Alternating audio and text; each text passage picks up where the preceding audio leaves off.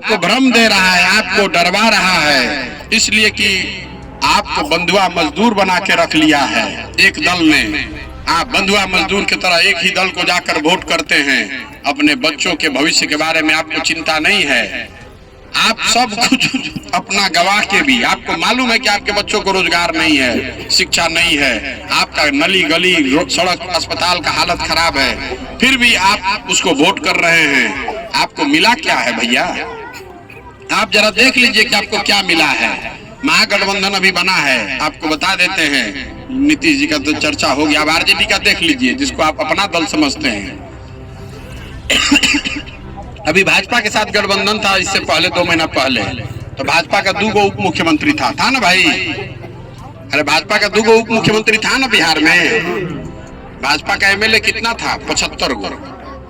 75 MLA वाला Bhajpa. Nitish Kumar 43 MLA, Bhajpa का 2 उप मुख्यमंत्री था। अभी आरजेडी से 77 एमएलए है, तो उसका एक ही उप मुख्यमंत्री है।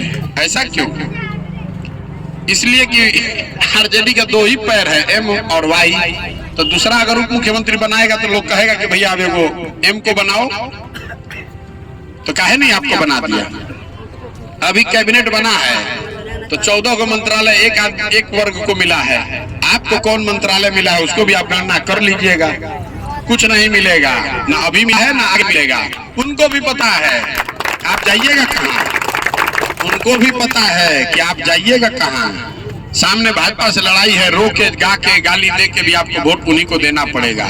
इसीलिए ये स्प्रेड कर रहा है, र्यूमर फैला रहा है कि भैया पैसा इनको भाजपा दे रही है। 10 साल से भाजपा से हम लड़ रहे हैं, ये लोग वीर हमको बताएगा कि हम भाजपा से के बी टीम हैं। हम आपको बता रहे हैं